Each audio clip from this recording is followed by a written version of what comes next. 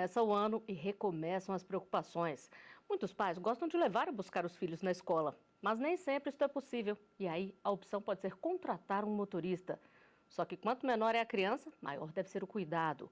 O artigo 5º de hoje vai mostrar os requisitos que devem ser obedecidos por quem trabalha com transporte escolar e em que os pais devem prestar atenção na hora de escolher o melhor serviço.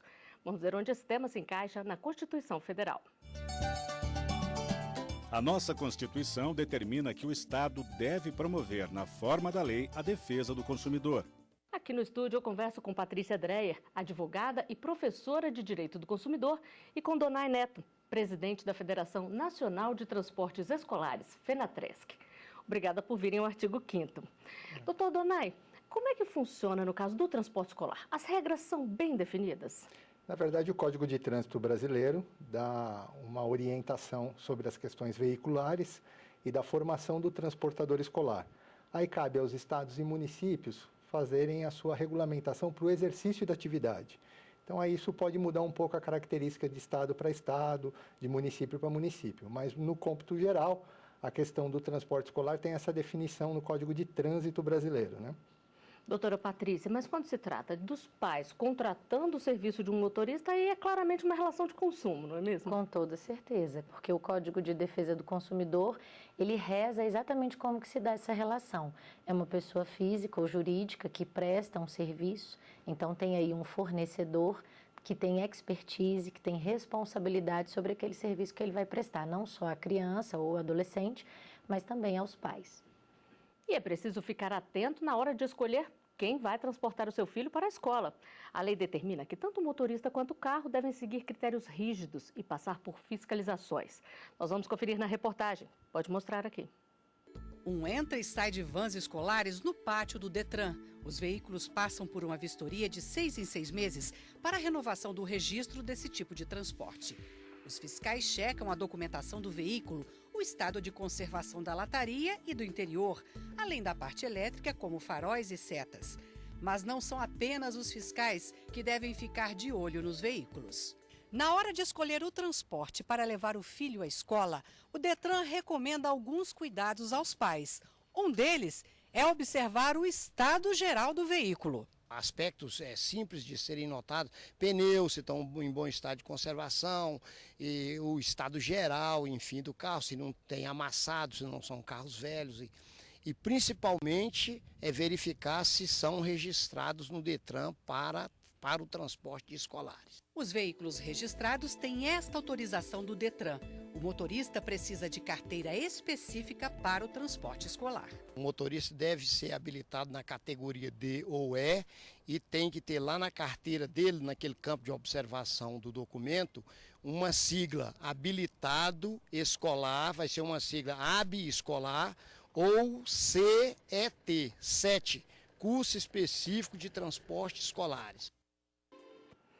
Doutor Donay, além das regras que a gente já viu aí na reportagem, tem alguma outra? Por exemplo, a gente vê que sempre o carro tem que ser adesivado com o escolar, né?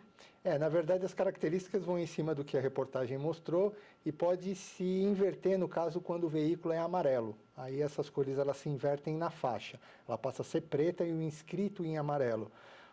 Tem algumas características que podem oscilar de estado para estado, como a abertura dos vidros, né? No estado de São Paulo, por exemplo, a abertura dos vidros laterais não pode ser superior a 10 centímetros, para evitar que as crianças se coloquem para fora do carro, ou coloquem a cabeça para fora do carro. E aí pode ter alguma diferenciação aí de estado para estado, mas em geral é o que o código realmente prevê.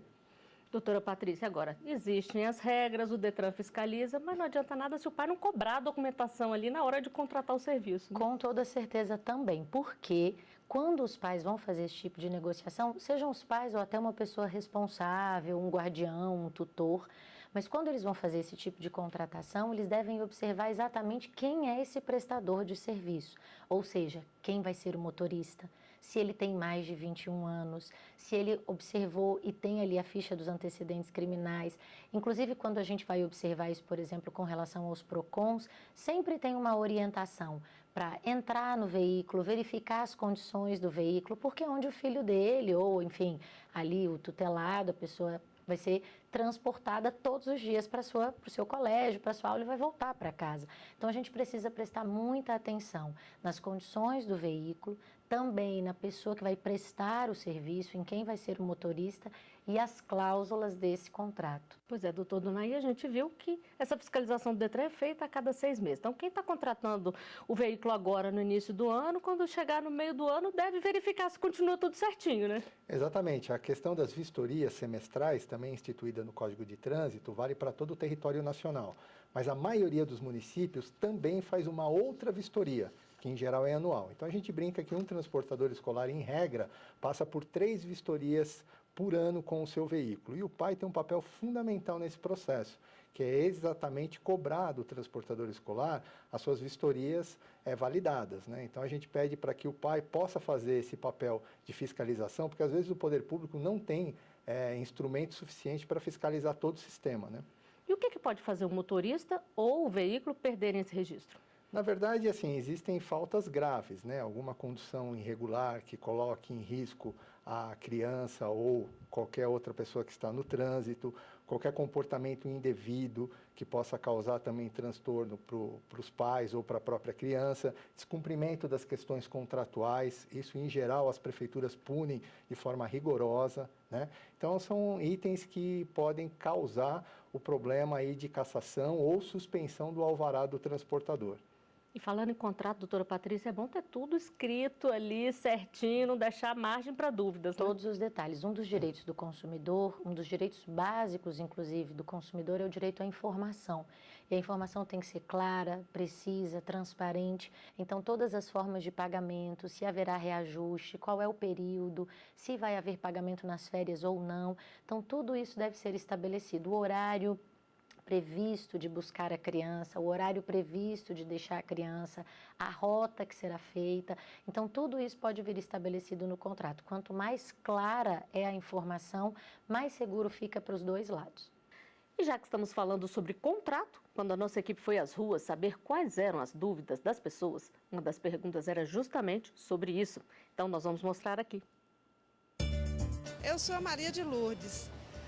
A minha pergunta é correto cobrar pelo transporte escolar no período de férias? Doutor Donay. Obviamente que não. O que há uma confusão nessa situação é o seguinte: o transporte escolar, em geral, ele é contratado por períodos, 6 meses, 1 ano. E que o transportador, por facilidade até dos pais, divide isso em 12 vezes, em 6 vezes, quando é semestral. E aí acaba coincidindo de um pagamento cair no mês de julho, ou dezembro, ou janeiro. Cobrar as férias é ilegal, porque ele não presta esse serviço nas férias.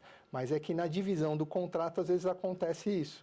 Então, essa é a confusão que, às vezes, o próprio transportador não explica direito e, como a doutora falou, fica essa má interpretação, né? Mas aí no contrato tem que estar escrito direitinho, Exatamente, né? Exatamente. Tanto que quando a gente faz o contrato, se a gente pesquisa isso na jurisprudência, a gente vai inclusive encontrar decisões dizendo que é lícita a cobrança no período de férias, mas levando em consideração essa divisão, isso que ele né? colocou, exatamente, a clareza da informação. Se não está claro, ou se, por exemplo, está dito que o valor da mensalidade é X e que servirá para o período de levar e buscar o menino no colégio de agosto a novembro, por exemplo, então aí não é lista a cobrança nem em dezembro, nem em janeiro, e aí só seria lista a cobrança a partir do princípio das aulas novamente.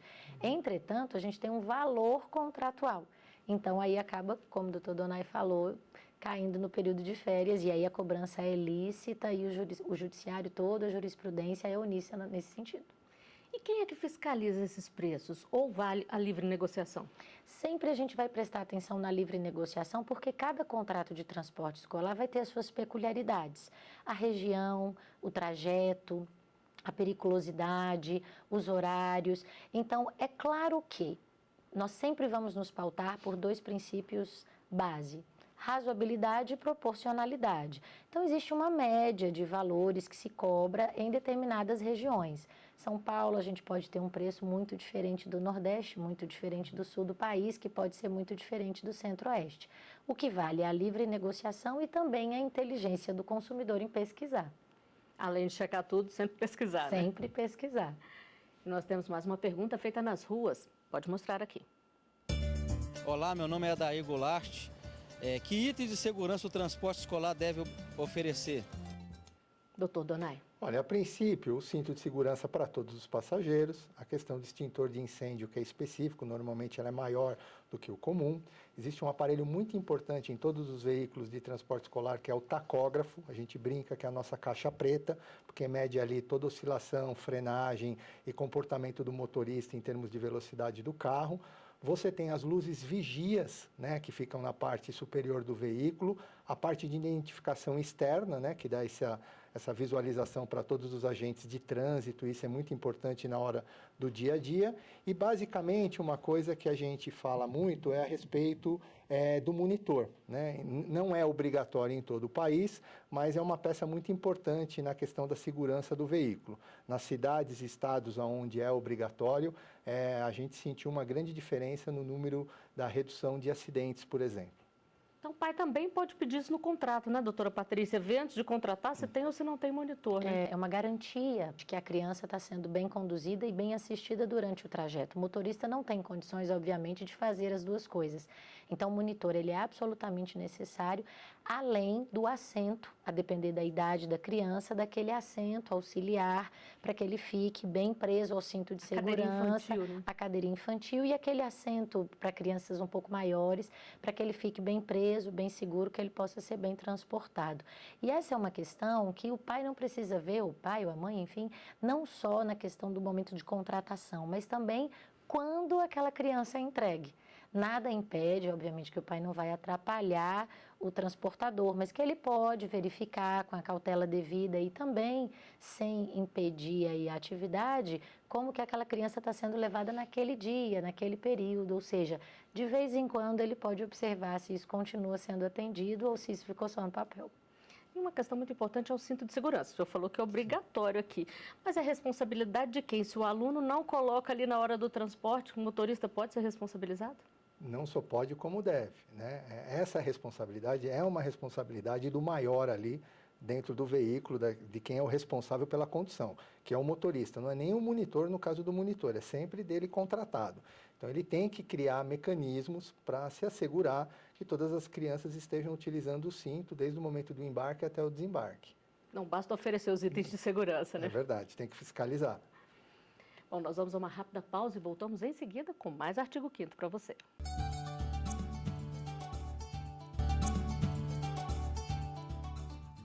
O Artigo 5º está de volta. Hoje estamos falando sobre os cuidados na hora de contratar o transporte escolar.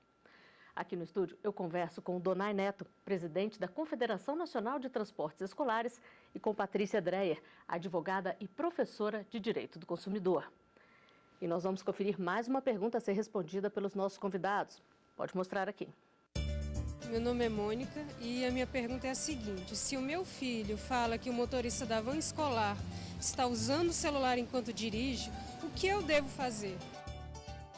Doutora Patrícia, está infringindo a lei já não é um bom sinal, né? O que o pai deve fazer? O que é, inclusive, uma prática, infelizmente, comum de muitos dos motoristas, o que não poderia de maneira alguma acontecer com um motorista que transporta aí crianças ou adolescentes para o colégio.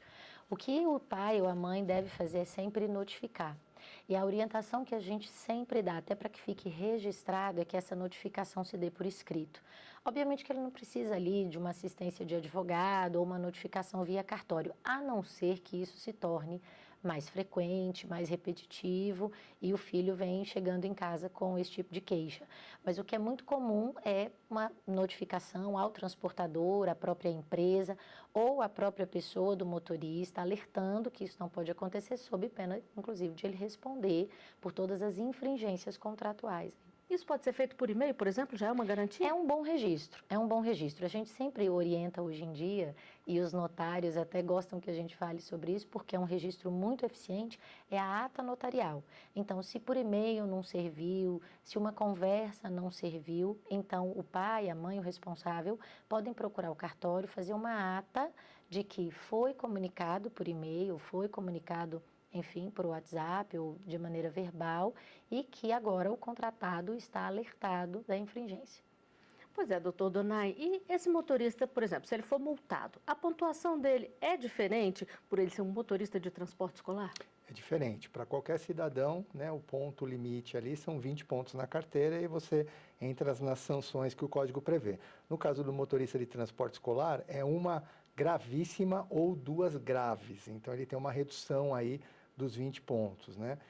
Nessa questão que a doutora falou, é muito importante, porque o celular, infelizmente, é uma causa muito frequente de multas, né?